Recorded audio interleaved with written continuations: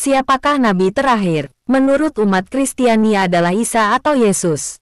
Menurut Islam adalah Muhammad. Menurut Elia jika mengacu perjanjian baru maka Isa atau Yesus nabi terakhir.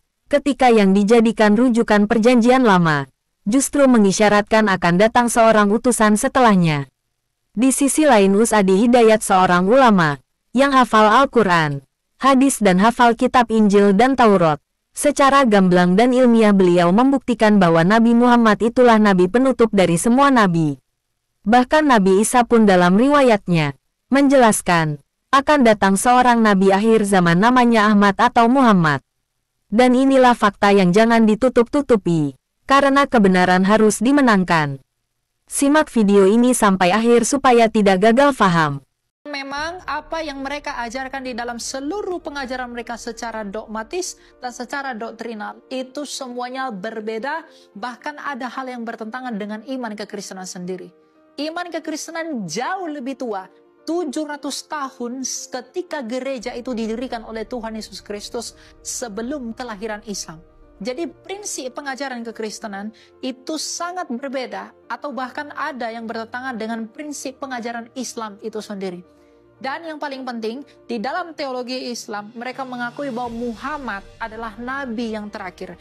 Bagi kita orang Kristen, menurut prinsip Ibrani 1 ayat 1, 2, dan 3, dikatakan bahwa sejak dahulu Allah telah berbicara melalui para nabi, maka sekarang ia berbicara melalui firman-Nya, anaknya sendiri. Jadi ketika firman-Nya, anaknya sendiri sudah datang ke dunia ini untuk menyatakan dirinya, maka tidak dibutuhkan lagi nabi seperti di perjanjian lama. Oleh karena itu, kita tidak pernah mengakui ada nabi yang ditabiskan setelah Yesus Kristus yang dianggap sebagai utusan Allah lagi. Memang di dalam perjanjian baru ada yang disebut dengan nabi, tapi nabi di sana itu bukanlah nabi seperti di perjanjian lama, hanya menjalankan fungsi kenabian. Jadi karena teman-teman Islam mengatakan bahwa mereka mengimani Muhammad sebagai nabi terakhir, kita jelas menolak itu. Karena setelah Yesus Kristus tidak mungkin ada lagi nabi yang diutus oleh Allah. Karena Yesus Kristus adalah puncak dari pewahyuan Allah itu menurut prinsip surat Ibrani. Itu nyampaikan pada umatnya. Nabi Isa itu lahir 600 tahun sebelum kedatangan Nabi Muhammad SAW. 600 tahun. Sudah menyampaikan pada umatnya. Quran surah ke-61 ayat ke-6. Paling kiri sebelah atas. Wa mubasysyiran birasulin ya'ti min ba'di ismuhu Ahmad. Saya mau kasih kabar gembira ya. Akan datang Rasul setelah saya. Sifatnya hebat sekali. Beda dengan Rasul sebelumnya. Di antara sifatnya Ahmad. Ingat Ahmad itu bukan nama diri, nama sifat. Awas hati-hati. Karena semua yang melekat pada Nabi Muhammad SAW itu nama sifat. Bukan nama diri. Beda antara nama diri dengan nama sifat. Kalau nama diri, itu nama yang dilekatkan untuk membedakan seorang diri dengan yang lainnya. Misal, ada Asep, ada Adang. Dipanggil Asep, Asep untuk membedakan dengan Adang. Agak aneh kalau yang dipanggil Asep, yang nengok Adang. Baik, pasti ketika dipanggil Pak Asep, yang nengok Asep. Pak Adang, yang nengok Adang. Bu Asep, yang nengok Bu Asep. Bu Adang, yang nengok Bu Adang. Itu nama diri namanya.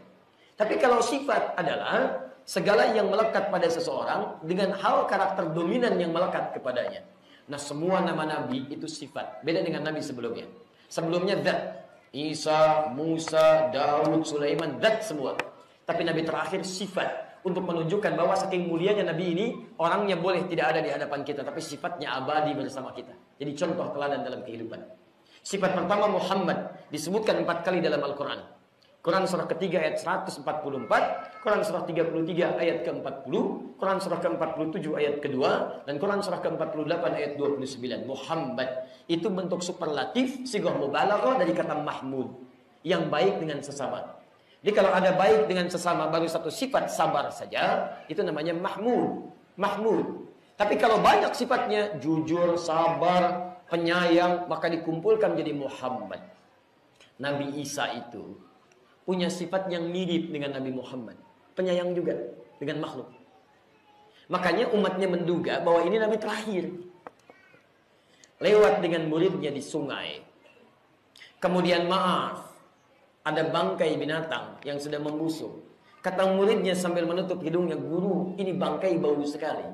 Kata Nabi Isa, "Coba lihat giginya, betapa putih bersih giginya." Kata muridnya, kenapa guru berkata begitu? Bukankah benar bangkainya ini bau?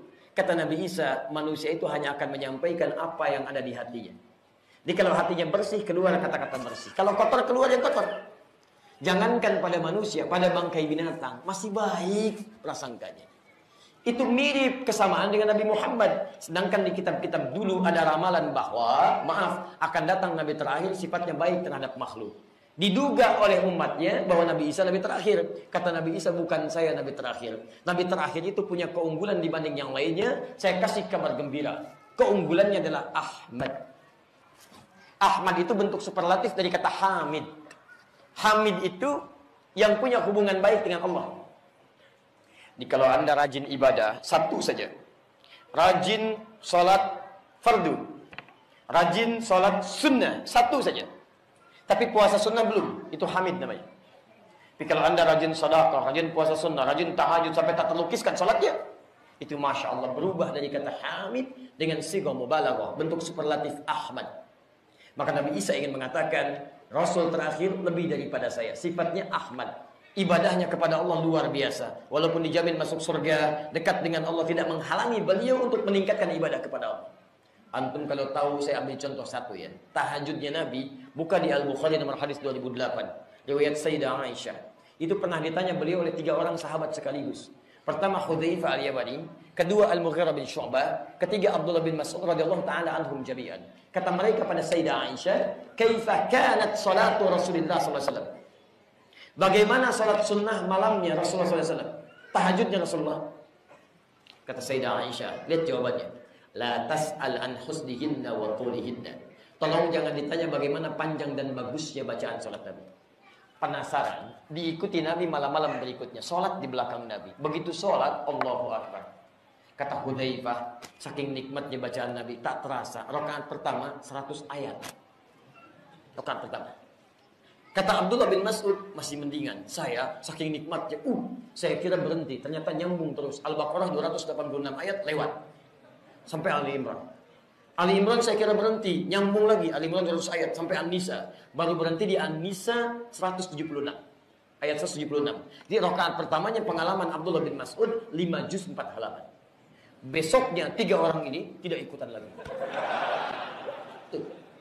Bukan capek kata Abdullah bin Mas'ud, saya sering menduga ini kapan selesainya, kapan rukunya. Sering menduga, karena itu saya khawatir saya tidak khusyuk. Besoknya tidak ikut lagi. Ini tidak mudah, Pak, mengikuti Nabi dalam konteks mendekat kepada Allah. Saya pernah di Bekasi itu diminta memimpin salat khauf gerhana. Satu komunitas pecinta sunnah Nabi. Begitu saya akan pimpin, saya nengok ke belakang, sampaikan, Pak Ibu sekalian, kita akan salat gerhana, tolong khusyukkan. Jarang-jarang ada salat gerhana, bukan tiap hari. Mari kita tunaikan. Sebelumnya saya ingin pastikan kita ingin seperti Nabi, tunaikan persis, atau kita mirip-mirip dulu. Ustaz, tunaikan seperti Nabi. Jarang kita dapat pahala yang banyak dan tidak tiap hari gerhana. Sila baik insyaAllah. Tapi mohon izin saya sampaikan dulu, kalau ingin seperti Nabi, sholat gerhana 2 rakaat, 2 kali ruku, 2 kali sujud. Karena 2 kali ruku, suratnya akan 4 yang dibacakan. Jadi saya baca surat ruku, bangun lagi Al-Fatihah, baca surat lagi. Ada 4 surat. Kalau ingin seperti Nabi, maka saya mohon izin supaya semuanya tahu. Surat pertama saya baca Al-Baqarah sampai selesai. Surat kedua Ali Imran sampai selesai. Surat ketiga An-Nisa sampai selesai. Yang keempat baru sampai Isma Rabbikal A'la. Tanpa saya tanya lagi, hampir semua angkat tangan. Ustaz, mirip-mirip Nabi aja. Luar biasa. Dia mudah. Makanya kata Nabi Isa, ini Ahmad ini, Ahmad. Jadi Ahmad itu bukan menunjuk pada orang. Katakan pada teman-teman, tidak ada namanya Ahmadiyah. Nggak ada, jangan dikarang-karang. Ingat, tidak ada. Jadi antum jangan ngarang-ngarang. Oh, kata ini bukan Muhammad, kata Quran Ahmad. Yang benar ini, pengikutnya Ahmadiyah. Bukan. Kita doakan, kita ajak supaya kembali. Ingat, setelah Nabi Muhammad tidak ada Nabi baru. Ingat ini pesan Nabi. La nabiyya ba'di. Tidak akan ada Nabi setelah saya. Dalam ilmu lugha, kalau ada kata la nafdi, itu bukan hanya menafikan, tapi menunjukkan kesan akan ada yang ngaku-ngaku di masa depan. Ingat, cara menerjemahkannya, kata Nabi, la nabiyya ba'di. Kata Nabi, ke depan itu nanti akan banyak yang mengaku Nabi. Kalau ada yang mengaku, cukup katakan pada mereka, tidak ada Nabi setelah Nabi Muhammad. Gak usah buang-buang energi. Awas, hati-hati ya. Jadi kalau ada yang mengaku Nabi baru, antum gak usah kaget. Memang sudah diberitahukan dari dulu. Jadi kalau ada yang mengaku Nabi, sampaikan pada mereka, maaf Pak, Bapak ketinggalan. Dari dulu sudah banyak yang begitu. Tapi masalahnya, di kita ini di Indonesia, Ada satu penyakit namanya cepat kaget, gampang kagum. Begitu ada sesuatu, kaget. Kalau nabi baru, itu dari dulu banyak. Yang jadi masalah, setiap ada yang ngaku nabi, ada pengikutnya. Itu masalahnya. Saya kalau komunikasi dengan MUI, khususnya Jawa Barat, di Jawa Barat saja sekarang, itu tiap bulan ada nabi baru. Tiap bulan. Terakhir di Karawang tuh. Dan coba antum cek, setiap ada nabi baru, ada aja pengikutnya. Padahal profesinya tuh menurut kita, tidak layak jadi nabi. AM, pelatih bulu tangkis, ngaku nabi. Ada pengikutnya. Ditangkap oleh polisi kita. Diinterogasi, kenapa kau ngaku nabi? Saya ke Bogor, Pak. Dapat wahyu. Wah, biasa. Orang ke Bogor dapat talas, dapat wahyu. Wah, biasa. Tangkap, dihukum 2 tahun. Keluar bikin gavatar. Sudah ada avatar, dia bikin gavatar. Ini nggak kapok ini. Muncul di Bandung, Anda bayangkan, tukang cukur. Ngaku nabi, ada pengikutnya. Agak aneh gitu. Setiap ada ngaku, tangkap polisi lagi. Jakarta nggak mau ketinggalan, Pak. Luar biasa tuh. Bogor nabi, Bandung nabi, Jakarta ibu kota negara. Levelnya naik dikit, malaikat. LA ngaku malaikat. Minta izin pada gubernur mendaratkan malaikat Jibril di Monas. Tangkap sama polisi. Polisi kita jangankan teroris, malaikat tangkap, gitu kan? Itu ada. Itu yang aneh. Datang. Nah, Nabi Isa memberi kabar saking mulianya Nabi Muhammad. Karena risalahnya mencakup semua alam, ditunjukkan pada semua manusia, maka nabi-nabi sebelumnya menyebutkannya, mengisyaratkannya, ikut bahagia. Lihat, 2 nabi mendoakan, 1 nabi berbahagia, nabi bahagia, rasul mendoakan, kemudian menunggu kedatangannya tidak melihatnya. Mereka meminta bahagia dalam kehidupan. Nabi Isa ngasih kabar ke umatnya bahagia ya, bahagia. Padahal Nabi Muhammad belum sampai kepada mereka, tidak diutus untuk mereka. Anda bayangkan, umat dulu bahagia dengan kedatangan Nabi. Nabi Isa menyebutkan namanya. Nabi Ibrahim mengharapkan kehadirannya. Tapi tidak pernah mendapatkan bagian dari salahnya. Antum langsung dikirimkan oleh Allah nabinya. Dapat risalahnya. Dapat tuntunannya. Orang dulu aja mengharapkan Nabi Muhammad tidak kesampaian. Antum diberikan tuntunannya. Masa antum gak bahagia? Masa antum tidak mau mengamalkan? Orang dulu berharap-harap supaya bisa mengamalkan. Orang sekarang diberikan tuntunan tidak mau mengamalkan. Aneh orang sekarang. Karena itulah ketika Nabi diutus oleh Allah, langsung diberikan petunjuk namanya sama dengan yang dulu, tapi isinya yang luar biasa.